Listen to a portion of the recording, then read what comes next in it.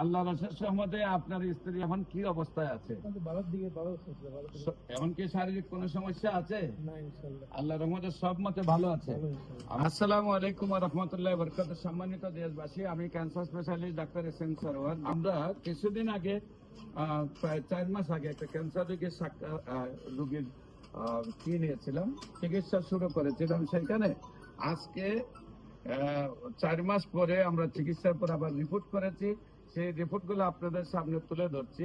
বিশেষ করে আমরা এখানে বর্তমানে লিভারে যে অবস্থাটা থাকলে প্রায় 14 পয়েন্টের উঠতে গেলে আমরা লিভার ফাংশনটারে প্রাথমিকভাবে ক্যান্সারে বা আলসারে ক্ষতিগ্রস্ত মনে করি। সেখানে রিপোর্ট করার পর টোটালি আল্লাহ রহমতে এত ভালো আসছে যে 4.3। এখন আপনাদের সামনে আমি রিপোর্টটা আপনাদের তুলে ধরছি।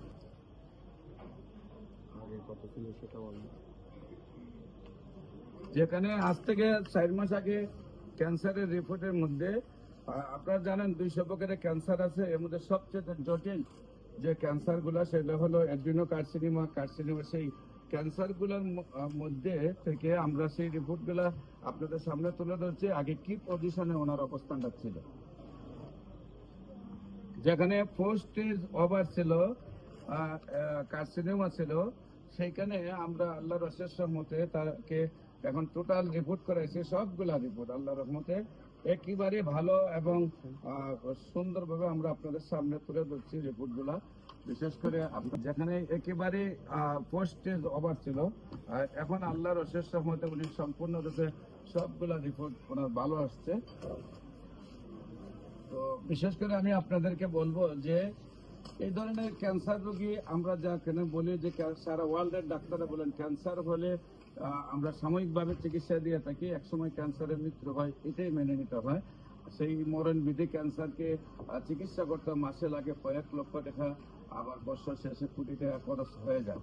আর আমরা জানি যে লিভার ট্রান্সফার করতে গেলে আপনার যেটা হলো যে কোনোভাবেই সম্ভব হয় না এবং সুস্থ হয় না। তারপরেও মানুষ অনেকেই করে।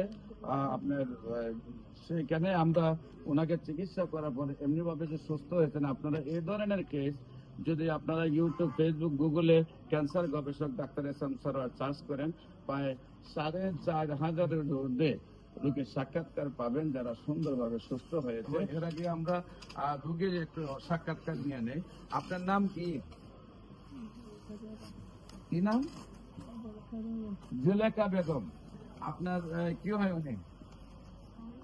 আপনার নাম কি? আপনার কি হয় উনি? আপনার স্ত্রী জীবন সঙ্গিনী। তো আল্লাহর অশেষ রহমতে আপনার স্ত্রী এখন কি অবস্থায় আছে? এখন কি শারীরিক কোনো সমস্যা আছে? আল্লাহর রহমতে সব মতে ভালো আছে। আমার নিয়ম হলো কোর্স 1 বছর শেষ করতে হবে, সেই জন্য ওষুধ নেওয়া আসা নাকি। এখন শারীরিক কোনো প্রবলেম নাই। রিপোর্ট গুলা যে আপনি দেখাইছেন, রিপোর্ট গুলা তো আপনি আগে যে ডাক্তারকে দেখাইছিলেন সেই রিপোর্ট গুলা করার পরে ডাক্তার বলছিল কি ক্যান্সার হয়ে গেছে। এখন আল্লাহর অশেষ রহমতে থেরাপিও দিচ্ছেন, কেমোথেরাপি, রেডিওথেরাপি দিয়ে কি শারীরিক সুস্থতা আসছিল? শারীরিক সুস্থতা আসছিল না। না আসার পরে আপনারা আমার কাছে আসছে।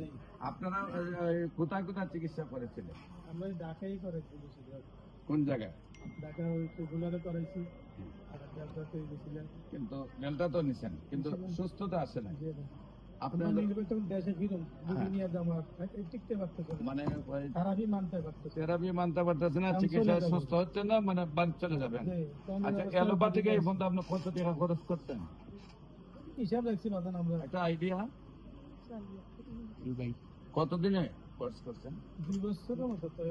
না এটা 4 লাখ টাকা খরচ হয়েছে। 4 লাখ খরচ হয়েছে। এখন আপনার বর্তমানে কি শারীরিক অবস্থা ভালো? সম্পূর্ণ ভালো। আর বিশেষ করে আমাদের নিজামী ভাই যে কেসটা দেখলেন আজকে, ওনাকে দুইটা কথা বলার জন্য ধন্যবাদ।